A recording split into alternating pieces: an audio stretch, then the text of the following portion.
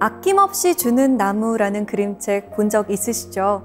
나무와 친구가 된 소녀는 나무가 주는 열매를 팔고 나뭇가지를 꺾어서 땔감으로 팔고 또 나무 줄기를 잘라서 배를 만들기도 하는데요.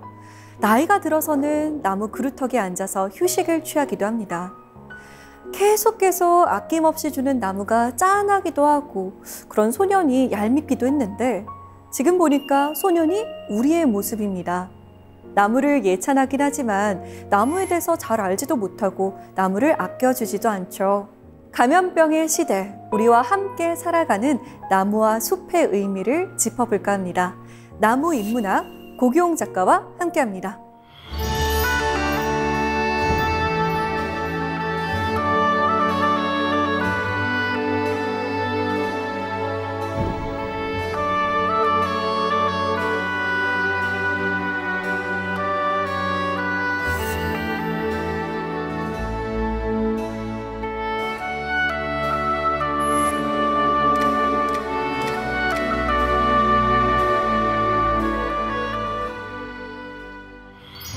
네, 작가님 반갑습니다. 네, 안녕하세요. 예. 나무와 늘 함께하는 삶이라니 이렇게 생각만으로도 좀 힐링이 될 것 같아서 어쩐지 예. 부러운데요. 네. 그런데 나무에 어떻게 매료가 되셨는지 궁금해요. 예, 저도 한 40살 정도까지는 평범한 그 직장 생활을 하는 그런 직장인이었습니다. 서울에서. 예.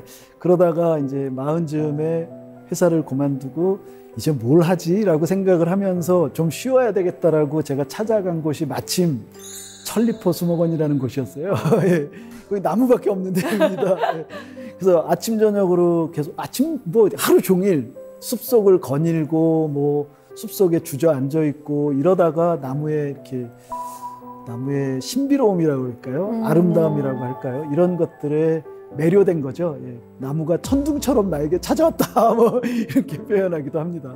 네, 천둥처럼 다가온 네. 나무에 관련된 나무 인문학 어떤 이야기를 들려주실지 정말 궁금한데요. 오늘 강의 잘 부탁드립니다. 예.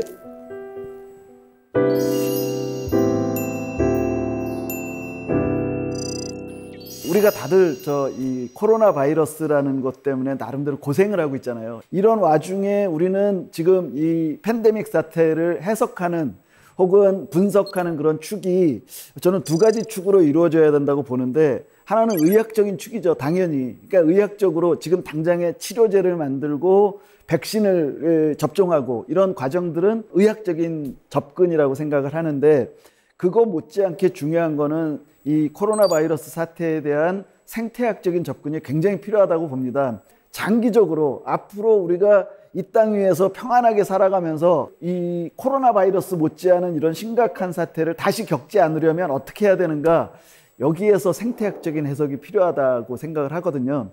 그 중심은 바로 숲에 있다고 생각합니다. 그래서 오늘 저는 숲 이야기를 좀 짚어볼까 합니다.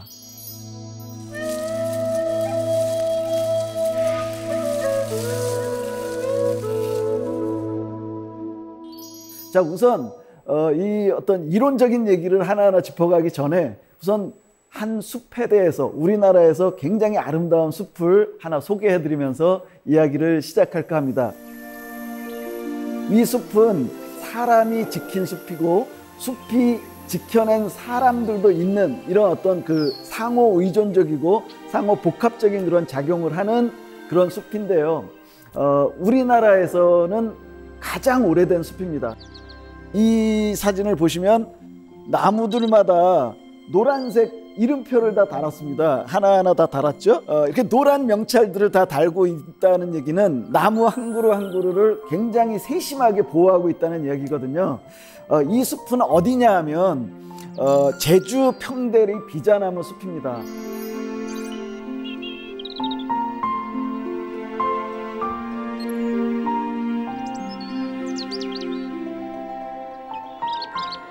이 숲의 주요 수종은 비자나무가 주요 수종입니다. 그러나 중요한 거는 여기서 오늘 제가 정말 강조해서 말씀드리고 싶은 것은, 여기가 비자나무 숲이지만 비자나무만 있지 않다는 겁니다. 비자나무 외에도 자귀나무, 아외나무, 먹이나무, 천성과 후박나무 같은 굉장히 다양한 종류의 식물들이, 난대성 식물들이 자라고 있을 뿐만이 아니라 나도풍란, 콩짜개난, 흑란초, 비자랑 같은 희귀식물, 제주지방에서만 자라는 어떤 희귀식물들도 아주 풍부하고, 그것뿐만일까요? 그것뿐만이 아니라 새, 곤충, 그 다음에 이 짐승들까지 다양한 어떤 생물들이 이 안에는 어우러져 살고 있습니다.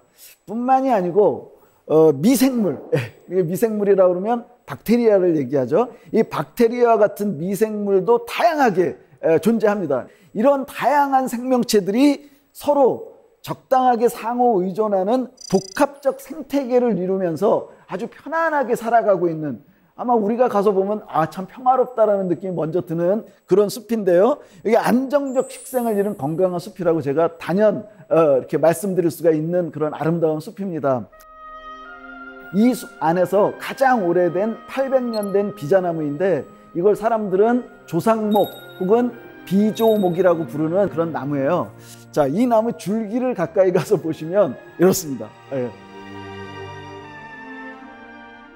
진짜 나무 곁에 서면 이 800년 동안 살아온 이 나무의 원시적인 생명력을 느낄 만한 대단함을 느끼게 됩니다. 800년이면 굉장히 긴 세월인데요. 어떻게 이 비자나무 숲이 지켜졌을까요? 네, 이 숲을 지킨 제주도민들의 이야기가 참 재밌는데요. 그러니까 옛날에 800년 전이니까 아주 옛날이잖아요. 그 옛날에 이 사람들은 이 숲에 있는 비자나무라는 자연자원을 지키기 위해서 아주 어리석은 전설을 만들어냈어요. 그 전설이 이 숲 안에 발을 들여놓기만 해도 천벌을 받는다라는 전설이었는데, 사실 요즘 같아서는 믿기 어려운 이야기예요. 네. 그런데 그 당시에 이 자연자원이 귀하고 지켜야 한다라고 생각했던 제주 사람들은 이 전설이 어리석은 전설임을 모르지 않았겠죠. 근데 알았다 하더라도 이걸 믿고 지키면서 800년 동안 유지해오면서 이렇게 아름다운 숲을 지키게 됐습니다.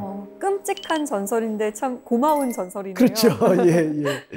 그렇게 철저하게 이 숲을 지키던 사람들이 1년에 한 번씩은 이 숲에 들어갔어요. 1년에 한 번씩 언제 들어갔냐면, 어디에 들어갔냐면 바로 여기에 당산제를 지내러 들어갔습니다. 제사상을 차리고 여기에 제수를 올리잖아요.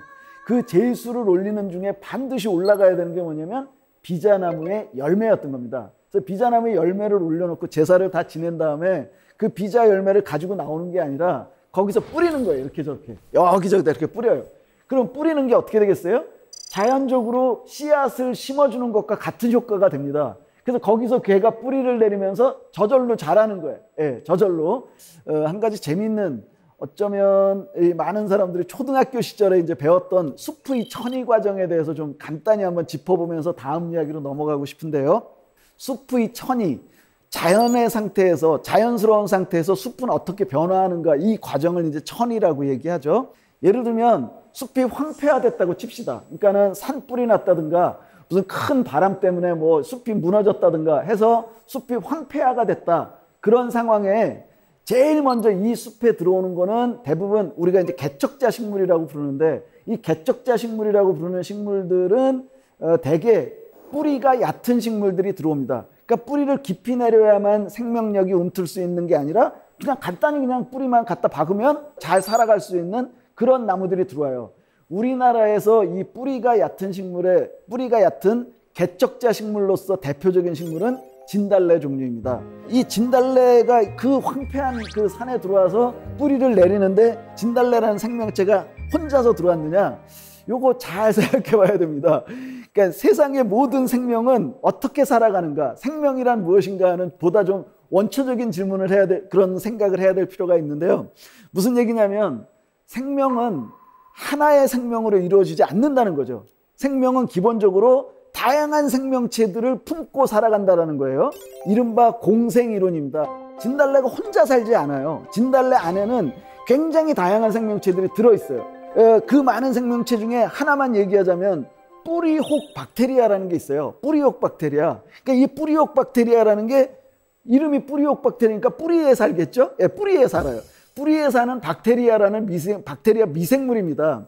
얘가 그 얕게 내린 뿌리에 얘가 이제 같이 들어온 거예요. 그러면 이 뿌리를 내린 뿌리옥 박테리아가 하는 역할이 뭐냐면 땅을 비옥하게 만듭니다. 공기 중에 질소를 고정시켜서 흙 속에 고정시켜서 땅을 비옥하게 만드는 역할을 해요. 그래서 땅을 비옥하게 만드는 동안 여기서 또 무슨 일이 벌어지냐면 진달래가 여기서 자라겠죠? 진달래가 자라는 동안 이 진달래 잎사귀라든가 진달래 꽃이라든가 진달래 나뭇가지라든가 이런 걸 먹이로 하면서 살아가는 짐승, 새, 곤충 얘네들이 따라서 들어옵니다. 어디서 오는지는 몰라도 저절로 들어와요. 예, 먹이가 있는데 그냥 놔두지 않습니다. 자연계에서는. 근데 반드시 들어와요. 근데 예를 들면 그러면 여기서 제가 새가 한 마리 들어왔다고 치자고요. 그러니까 새가 한 마리 이렇게 날아옵니다. 얘가 새가 날아오기 전에 어디에선가 식사를 했을 거 아닙니까? 예, 그러니까 예를 들면 어떤 열매를 따먹었어요.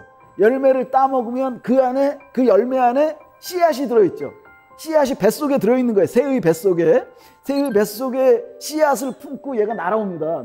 날아오는 동안에 공중에 날아다니는, 예를 들면 우리 민들레 씨앗 같은 거 봄에 보면 공중에 날아다니잖아요. 예. 그 날아다니는 씨앗을 새의 깃털 이런 데다 묻히고 들어올 수도 있어요. 그죠? 그러고 난 다음에 들어와가지고서 이 진달래 곁에 머무릅니다. 그 진달래 곁에 머무르는 동안 얘가 또 배설도 하겠죠?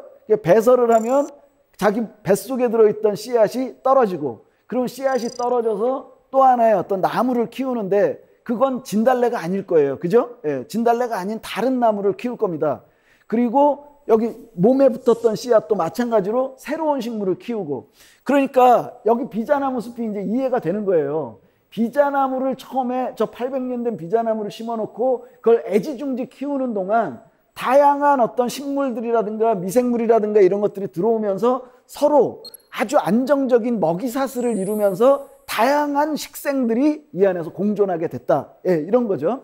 만약에 여기 비자나무 숲이라고 해서 비자나무만 존재한다면 이 숲은 망가지기가 쉬워요. 그러니까 예를 들면 만약에 전염병 같은 게 여기 돌기 시작했다. 그러면 하나의 비자나무만으로는 그 전염병을 이겨내지 못해요.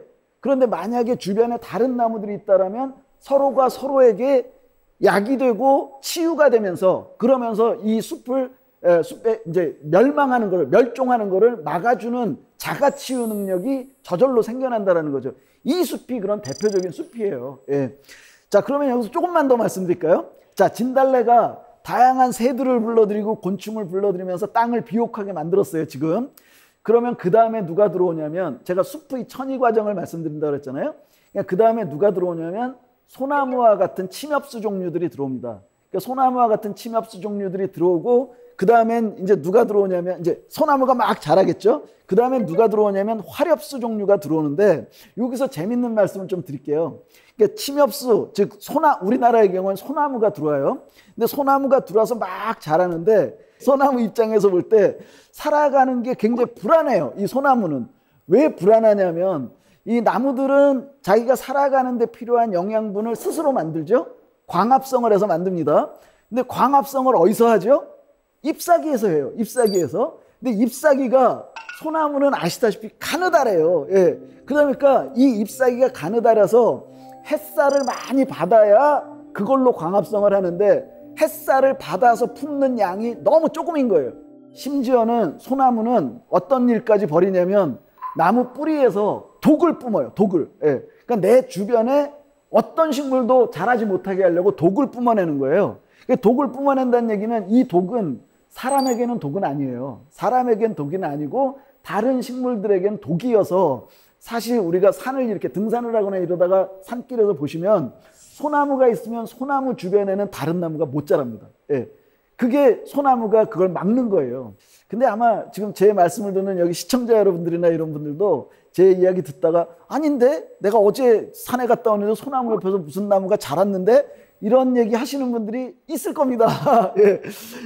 있어요. 예, 맞습니다. 소나무는 분명히 독을 뿜어서 다른 나무가 못 오게 하고 있지만 그 독을 이겨내면서 소나무 뿌리 곁에서 자라는 나무가 있습니다. 예.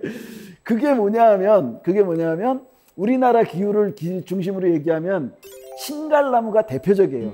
이유가 있습니다. 신갈나무는 그 소나무의 그 독을 이겨내는 거죠. 그러니까 어떻게 이겨내냐면 이런 거예요. 신갈나무도 소나무가 뿜어내는 독에 의해서 얘도 상처를 받을 겁니다. 상처를 받는데 신갈나무는 기본적으로 잎사귀가 무지하게 넓습니다. 그러니까 어른 손바닥보다 훨씬 커요. 예.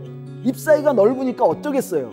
햇살을 품을 수 있는 양이 많고 그다음에 뿌리에서 끌어올리는 물을 품는 양이 많다 보니까 광합성을 많이 해요. 예. 그래서 양분을 많이 만들어냅니다. 그 많이 만들어낸 양분을 막 먹으면서 스스로의 치유력을 늘려나가는 거예요. 이 신갈나무의 생존 전략은 자라는 속도도 굉장히 빨라요. 그래서 양분이 많으니까 많이 먹으니까 빨리 자랄 거 아닙니까? 그래서 빨리 자라가지고 소나무보다 커졌어요. 이때 위기가 생겨요. 예, 이때 무슨 위기가 생기냐면 아까 제가 말씀드린 것처럼 소나무에 그늘이 지기 시작하면 소나무는 더 이상 자라기 어렵다라는 거예요. 그래서 저는 지금 숲의 천위 과정을 얘기하는데 자연스러운 천위 과정을 얘기하잖아요. 자연 상태에서 인간이 개입하지 않은 상태에서의 자연스러운 천위 과정에 의하면 소나무와 같은 침엽수 숲은 사라지게 돼 있습니다. 예. 사라지고 우리가 이제 그 식물학이나 생태학에서는 그 마지막 단계를 극상림이라고 얘기하는데 극상림은 우리나라의 경우에는 신갈나무가 주종을 이루는 숲이 극상림이어야 이게 가장 자연스러운 천위 과정이다 이렇게 말씀드릴 수가 있거든요. 근데 가만히 생각해 보세요. 우리나라에는 소나무 숲이 무지하게 많아요. 그죠? 예. 그러면 틀린 거잖아요, 제가. 예. 그 뭐지? 예. 그 우리나라의 소나무 숲이 그렇게 많은 거에 대표적인 숲이 바로 여기입니다. 울진 소광리 금강소나무 숲이라는 숲인데 이 숲을 보면서 제가 우리나라의 소나무 숲이 왜 이렇게 많은지에 대해서 좀 이야기하고 그것의 의미도 한번 짚어보도록 하겠습니다.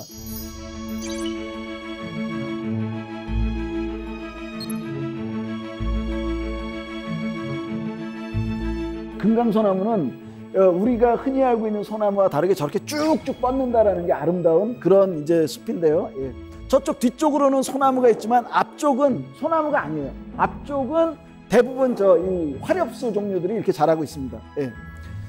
자, 그러면 이 숲이 어떻게 이루어진가에 대해서 좀 말씀을 드리고자 하는데요.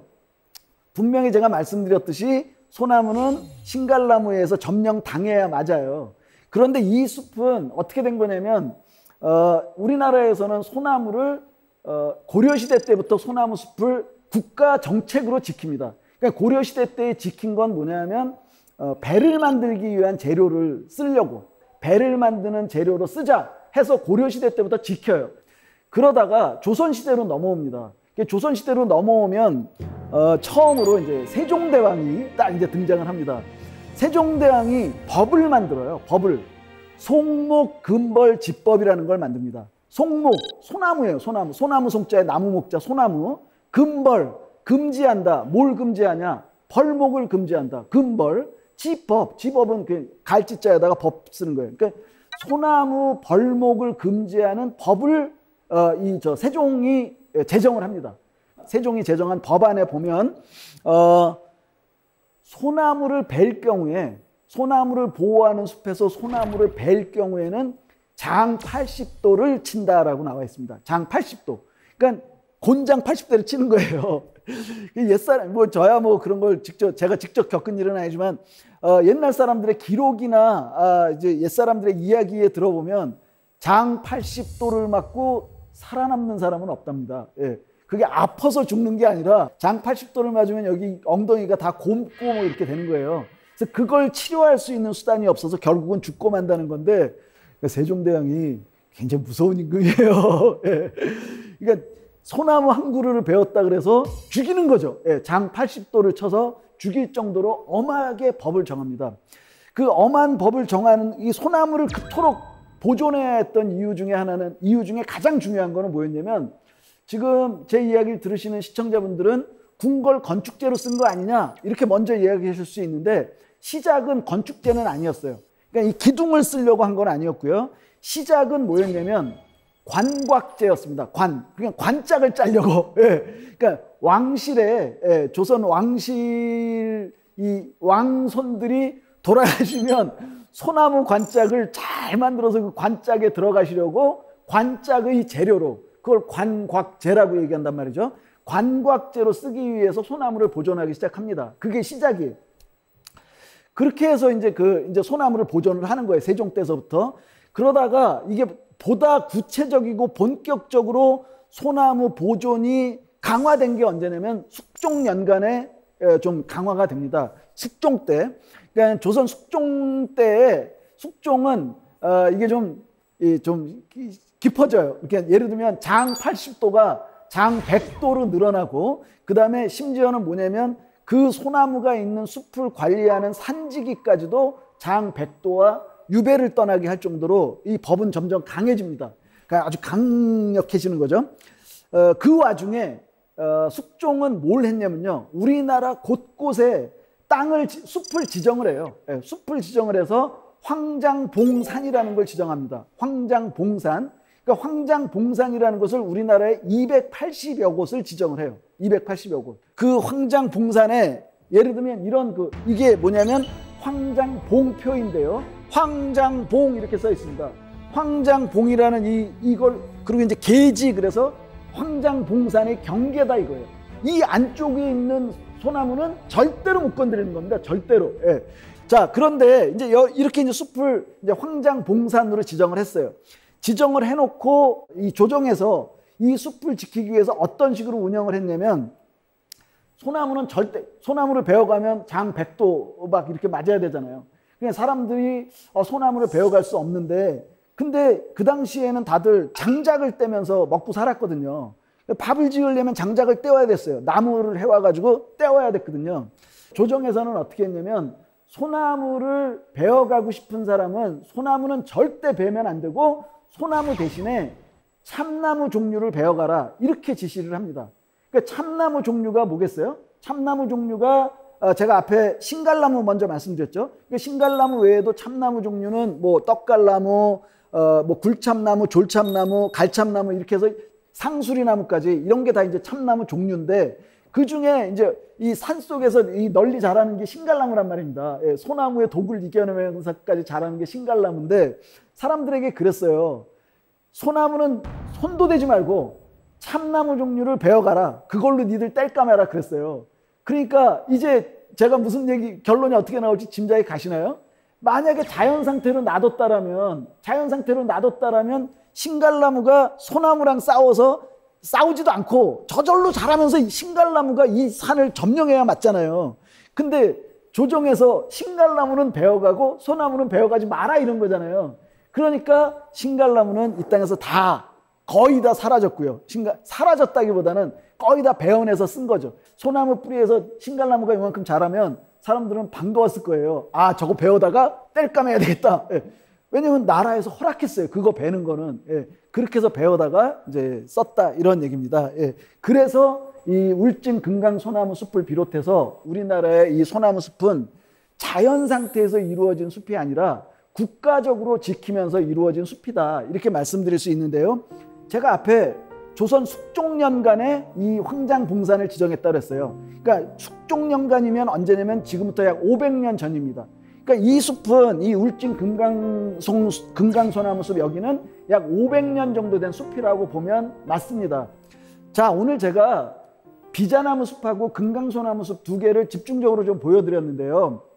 이 두 개의 우리한테 알려주는 건 그겁니다. 그 숲 안에는 굉장히 다양한 생명체들이 모여서 복합적 생태계를 이루었는데, 그들이 상호 의존하면서 생태계의 생태적 안정성을 이룬다라고 말씀드렸어요. 이게 이제 제가 오늘 주목하고 싶은 건데, 그 생태적 안정성을 이루는 데까지 이 숲은 500년 이상 걸린 겁니다. 굉장히 긴 시간이 걸리면서 생태적 안정성을 갖추었고, 이 숲에서 갖춘 안정성은 세상을 평화롭게 하는 기반이 되는 거예요. 우리가 저런 숲을 이 지구의 허파니 이런 다양한 어떤 그 수식어로다가 이야기를 하고 있습니다만, 이걸 지구의 허파라고 이야기할 때는 단지 어떤 탄소를 흡수한다라는 탄소 흡수량만 가지고 얘기할 수 없는, 말씀드렸듯이 우리에게 나와서는 되지 않는 저 숲 안에서 평화롭게 살아가도록 그냥 살아가고 있는 다양한 미생물들, 그들이 살아갈 수 있는 터전으로서의 숲이기 때문에 이 숲은 이 탄소라든가 미세먼지 정도의 어떤 실용적인, 당장의 눈앞의 실용적인 이익뿐만이 아니라 장기적으로 이런 숲이야말로 굉장히 필요한, 우리의 삶에 있어서 필요한 숲이고, 이런 숲을 지키는 것이 우리가 앞으로 어떤, 제가 오늘 코로나 바이러스와 연계시켜서 말씀드렸는데, 그런 것들을 지킬 수 있는 방법이다라는 겁니다.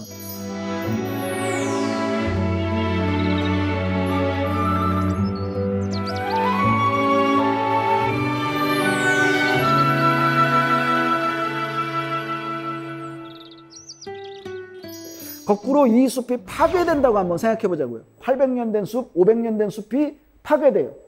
예를 들면 비자나무 한 그루를 베어내면 그 비자나무에 깃들어 살던 생명체들이 다 있을 거 아니에요. 새들도 있고 곤충들도 있고 아까 말씀드렸던 박테리아, 바이러스 이런 것들이 다 있을 거 아니에요.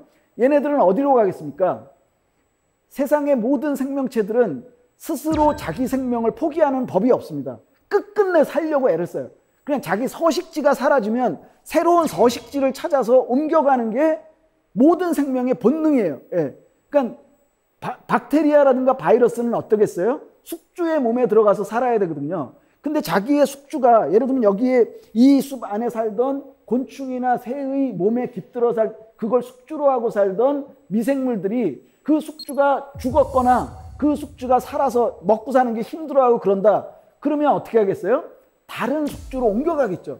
근데 다른 숙주로 옮겨가는 이 숲이 파괴됐을 경우에요. 그러니까 다른 숙주로 옮겨가려고 막 얘네들이 막 여기저기 찾아가고 있는데 지구상에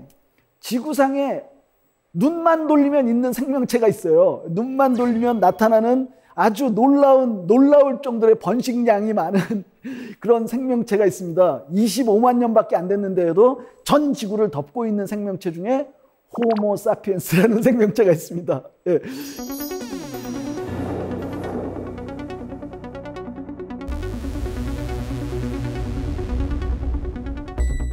이 호모 사피엔스야말로 저 갈 길을 잃은 그 미생물들이 숙주로 삼기에 너무너무 좋은 대상인 거예요. 옮겨가기에 너무 좋은 거예요. 그래서 옮겨옵니다. 예. 옮겨오고 이 숲 안에 얘네들이 있을 때에는 아무런 병을 일으키지 않았어요. 예를 들면 지금 우리 코로나 바이러스를 얘기할 때 코로나 바이러스가 어디에서 왔느냐 얘기하면서 박쥐도 얘기했고 천상갑도 얘기하고 막 얘기 많이 했어요.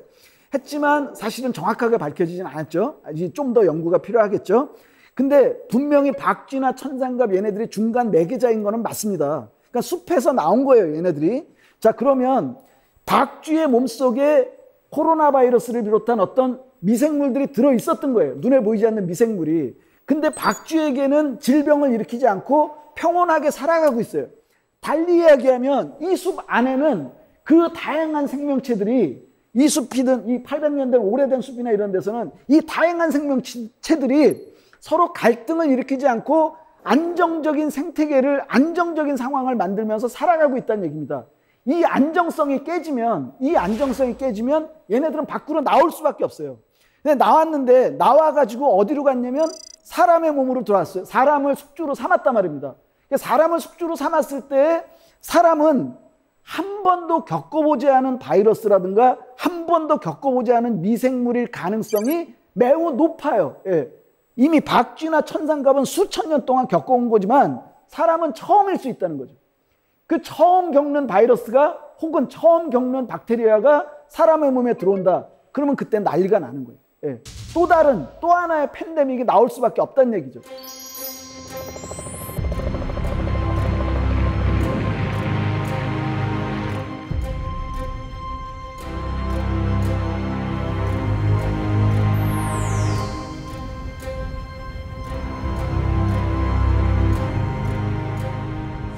이 대안이 될 수 있는 숲으로 다음에 숲을 좀 보여드리겠습니다. 예.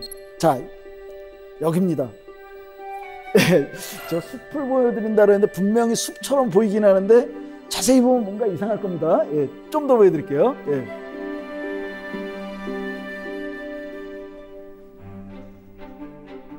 보시면 온실이죠? 예, 온실 맞습니다. 예. 열대 식물 온실인데요. 예, 온실이에요. 숲을 얘기한다 그러면서 온실을 얘기하고 있어가지고 갑자기 왜 얘기가 저리 가나 이렇게 생각하실 수 있는데요. 이 온실은 일단 어떤 경관적인 가치만으로도 이 온실은 굉장히 아름답습니다. 제가 그동안 다녀본 우리나라의 식물 온실 중에는 최고라고 얘기해도 저는 뭐 머뭇거리지 않고 최고라고 꼽을 수가 있는 곳입니다. 여기는 어디냐면요, 국립세종수목원입니다.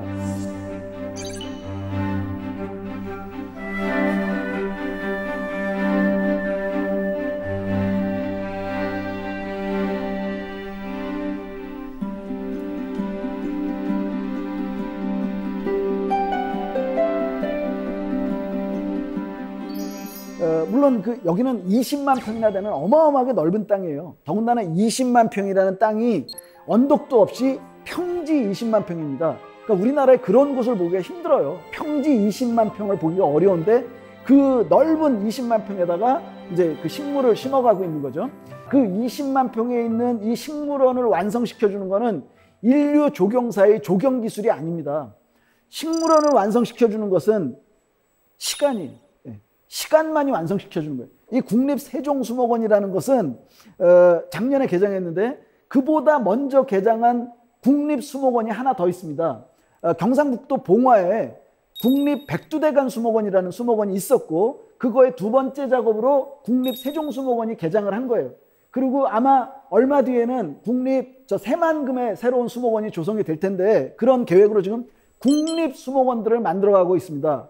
제가 국립이라는 걸 제가 계속 강조하고 있는데 정말 강조해야만 해요. 이게 국립이라는 거. 이 국립수목원이 규모가 어마어마합니다. 예. 그러니까 지금 좀 전에 제가 이 세종수목원은 20만 평의 평지를 갖고 있다라고 얘기했는데 봉화에 있는 백두대간 수목원, 이 백두대간 수목원은 1500m 고지의 산을 3개를 품었어요. 엄청난 규모예요.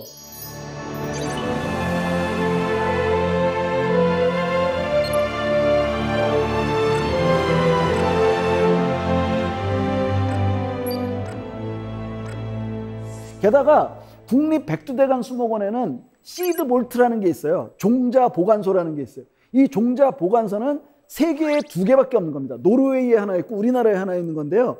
이게 핵폭탄의 위협이 있어도 절대로 무너지지 않고 씨앗을 보관하는 그런 창고가 있어요. 저장소죠. 그래서 시드 볼트라고 이야기하는데요. 그 정도로 어마어마한 규모의 그런 국립수목원이 이미 2개는 개장을 했고 또 다른 2개를 지금 만들어 나가고 있는 겁니다. 그럼 여기서 제가 이 2개의 수목원을 얘기하면서 말씀드리고 싶은 건 이런 거예요. 이건 분명히 인공림이잖아요. 인공림. 예. 근데 저는 천연의 원시림을 앞에서 이야기했어요. 2개의 숲을 이야기했는데 그 2개의 숲이 천연의 원시림 형태를 가지고 있지만 그 2개의 숲이 뭐였어요? 알고 봤더니 사람의 힘으로 만들어낸 숲이었던 거예요. 만약에 자연 상태로 놔뒀다면 어떻게 됐겠어요? 소나무는 신갈나무에 점령당하고 다 사라져야 맞아요. 근데 우리 국민이 그렇게 좋아하는 소나무를 끝끝내 보존하면서도 그렇게 아름다운 숲을 유지할 수 있었던 건 뭐예요? 국가적으로 지켰기 때문이잖아요. 예. 그러면 제가 무슨 얘기하려는지 지금 딱 방향이 잡히셨을 겁니다. 국립수목원이에요. 국립수목원. 예. 국립이라는 거는 그런 당장의 어떤 당장의 경영상의 이익에 목숨 바치지 않아도 되는 데잖아요. 왜냐하면 거기는 우리의 돈으로 만드는 거예요. 국립이라는 얘기는 어쩌면 우리의 세금으로 그게 운영되는 거잖아요. 예. 그런 상태에서 그 숲은 국가적으로 앞에 제가 보여드렸던 비자나무 숲이라든가 금강소나무와 같은 아름다운 숲을 이룰 수 있는 바탕이 지금 우리 안에 마련됐다는 점에서 너무너무 긍정적이고요. 이 긍정적인 걸 바탕으로 해서 앞으로 우리가 최소한 저런 국립수목원 몇 개를 갖추고 있다는 거는 저는 그렇게 말씀드릴 수가 있어요. 최소한 우리 후손들에게는 덜 부끄러울 수 있다라는 우리가 물려주는 이 지구가 덜 파괴된 거고 그래도 복원 의지를 보이고 있다는 점에서 덜 부끄러울 수 있다 이렇게 말씀을 드릴 수가 있는데 과연 그러면 국립수목원이라고 해갖고 그런 어떤 생태적인 안정성을 갖추는 복합적 생태계가 가능할 것이냐 그거에 대해서 저는 또 하나의 숲을 더 보여드리려고 합니다. 제가 지금 보여드리려고 하는 숲은 뭐냐면 사립수목원입니다. 사립수목원. 사립수목원이지만 우리나라에서 가장 오래된 수목원입니다. 사설수목원 중에 가장 오래된 사설수목원인데 가장 오래된 사설수목원이 현재의 모습이라든가 그동안 해왔던 과정들을 본다라면 국립수목원이 못할 일이 없다. 할 수밖에 없다라는 그런 하나의 규준점이 된다라는 점에서 하나의 숲을 소개해드리고자 합니다. 이 숲은 한 사람의 힘으로 일궈진 숲입니다. 예를 들면 그 숲을 가꾸기 위해서 필요한 자금은 완전히 한 사람의 주머니에서 다 나왔어요. 한 사람의 주머니에 나와서, 그러니까 뭐 그 사람 부자죠. 뭐 부자인 한 사람이 이 숲을 60년 전에 만들어냈는데요. 이 사람은 돌아가셨습니다. 돌아가실 때는 분명히 한국인이었는데요. 처음에 이 땅에 발을 들여놓을 때는 칼 페리스 밀러라는 미국 사람 이름으로 이 땅에 들어온 사람입니다.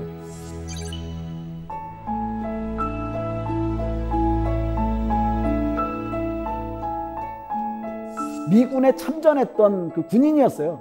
그 군인 자격으로 우리나라에 들어왔다가 한국이 좋아서 한국에 머무르면서 가꾼 숲이 있어요. 이 숲입니다. 이건 지금 섬이죠? 섬인데 숲 안으로 들어가 볼까요? 이런 곳입니다. 이 숲은 천리포 수목원이라고 합니다.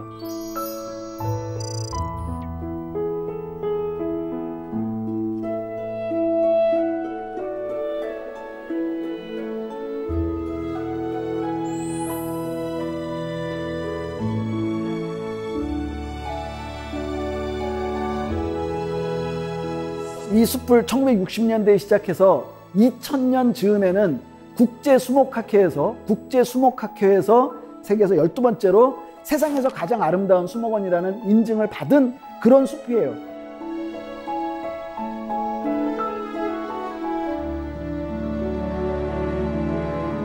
이 숲을 어떻게 갖고 왔는가? 1960년대에 그 당시만 하더라도 이 칼 페리스 밀러라는 사람이 식물을 전공한 식물 전문가도 아니었습니다.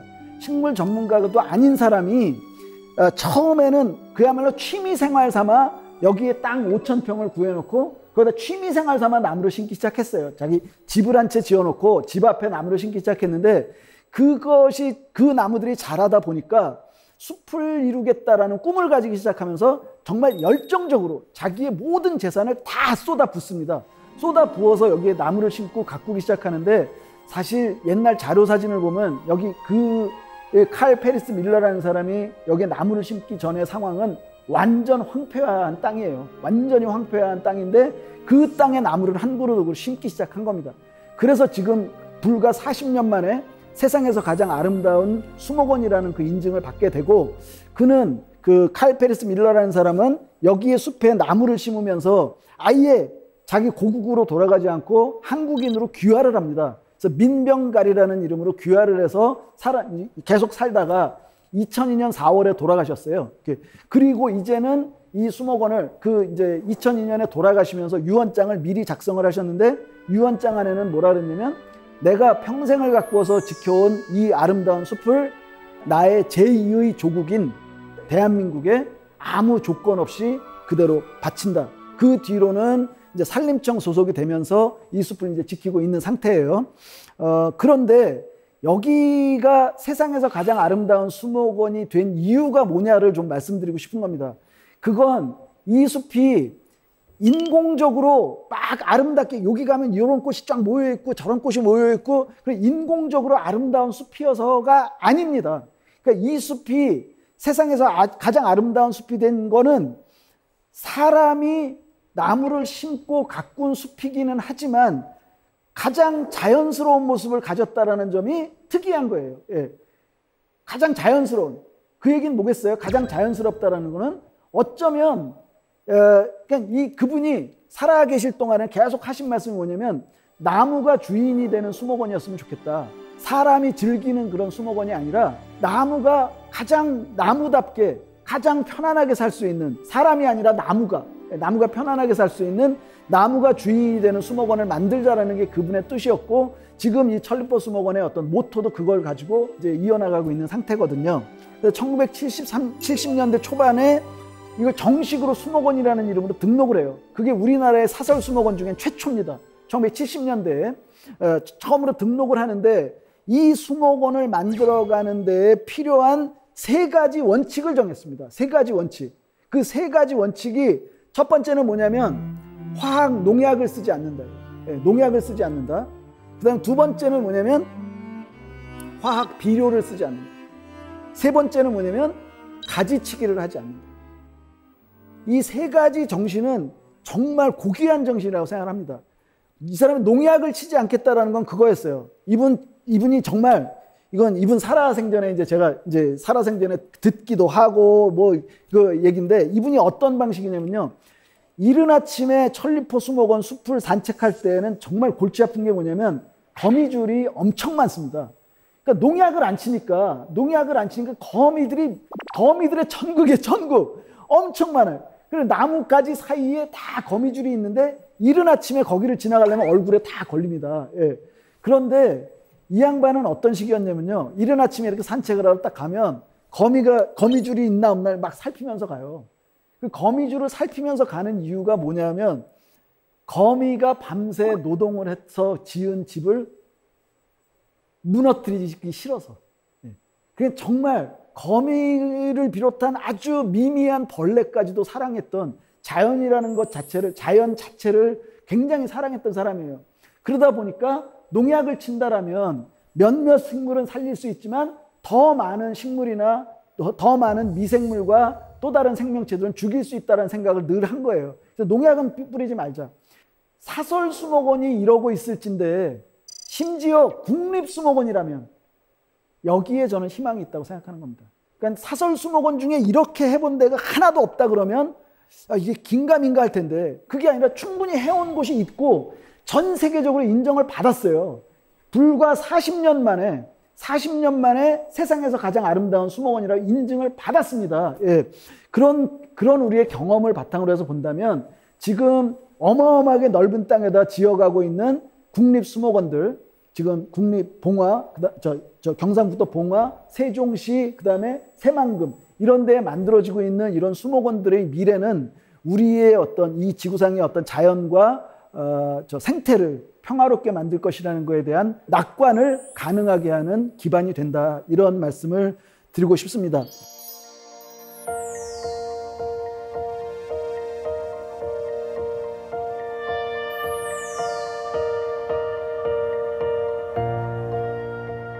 오늘 4곳의 숲을 보여드렸습니다.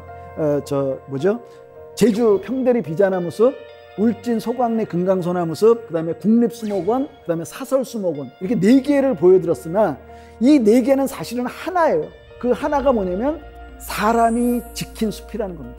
그러니까 사람이 이렇게 위대한 자연을 충분히 지킬 수 있다는 것을 우리는 명심하시고 주변에서 벌어지는 일들에 대해서 잘 주시하면서 우리의 숲과 우리의 생태를 건강하게 지켜나가서 우리의 삶을 건강하게 지킬 수 있었으면 좋겠습니다. 긴 시간 동안 들어주신 여러분들께 감사드리고요. 오늘 이야기는 여기서 마치겠습니다. 고맙습니다.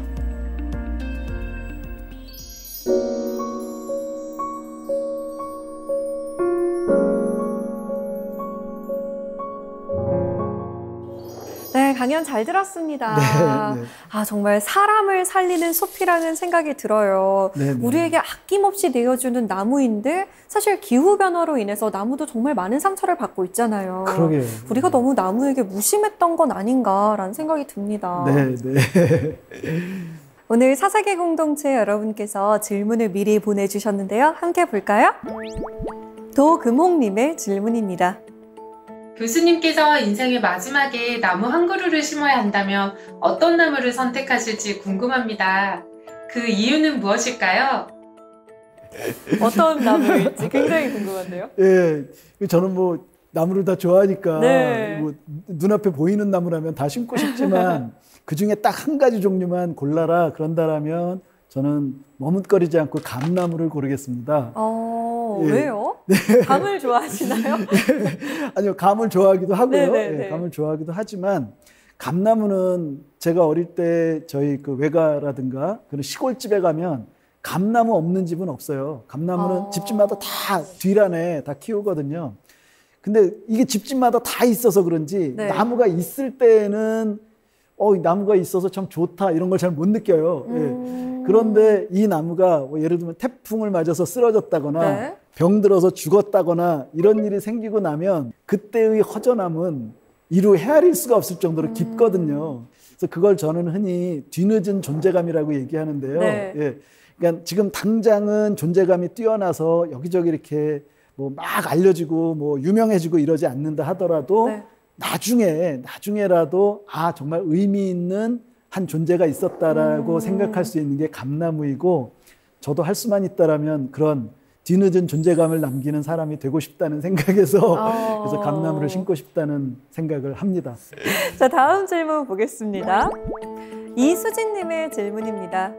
제가 좀 더 나이가 들면 시골에서 살고 싶은 로망이 있는데요. 그때 이사 기념으로 나무를 한 그루 심고 싶거든요. 일반 가정에서 한 그루 나무를 심는다면 어떤 나무가 좋은지 교수님께서 추천해 주시겠어요? 진짜 어려운 질문인 게 왜 그러냐면 지역마다 또 달라요. 예. 그러니까 제가 어떤 나무를 하나를 추천해 드린다 하더라도 지금 질문하신 이수진 선생님이 어디에 사시는 분인지 몰라서 그분이 사시는 지역에서 제가 권해드리는 나무가 잘 자랄 수도 있고 못 자랄 수도 있어요. 예. 그렇죠. 그래서 지역마다 다르고 또 그분 그 건축주의 취향에 따라서 좋아하는 나무가 달라질 수도 있어요. 예. 그래서 아주 일관되게 뭐라고 말씀드리기는 어려운데 대충 흐름은 이야기할 수 있어요. 예를 들면 꽃을 좋아하시는 분이라면 저는 권하고 싶은 나무가 여름에 아름다운 꽃을 피우는 배롱나무라는 나무를 정원에 심으세요라고 권해드리고 싶어요. 근데 이게 중부지방에선 잘 안 돼요. 그래요? 네, 그래서 이게 답이 어렵다는 얘기인데요. 이게 좀 따뜻한 지역에서 물론 요즘 중부지방에서 자라기도 하지만 네. 잘 자라기는 어려워요. 예, 따뜻해야 잘 자라거든요. 그래서 배롱나무를 권해드릴 수 있고요. 그 다음에 이 중부지방이라면 아무래도 그 선비들이 좋아하는 소나무 종류가 좋지 않을까라는 생각을 하고요. 이 공통된 건 뭐냐면 이 정원에 심는 나무는 지나치게 크게 자라지 않는 적당한 크기로 자라는 나무여야 하거든요. 네. 그래서 예를 들면 느티나무나 은행나무를 정원에 심지는 않잖아요. 그렇죠. 네. 그래서 제가 적당한 키로 자라는 이제 식물학에서는 흔히 소교목이라고 얘기하는데요. 이 소교목 정도의 나무 중에서 소나무 중에 이제 반송 같은 종류가 있고요. 그 다음에 배롱나무, 뭐 이런 정도를 소개해드리고 싶습니다.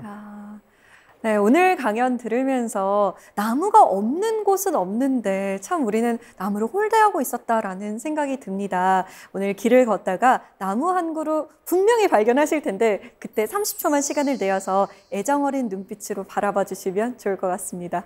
오늘 강연 정말 잘 들었습니다. 감사합니다. 네, 고맙습니다.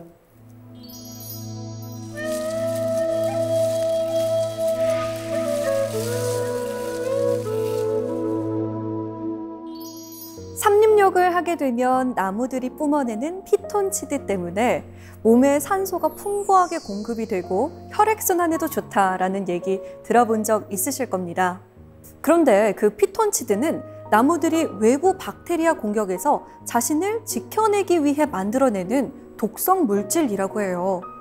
치드가 러시아어로 다른 식물을 죽이다라는 뜻이 있다고 합니다. 이처럼 독한 물질이 사람에 이롭다고 하니 참 신묘한 일이죠.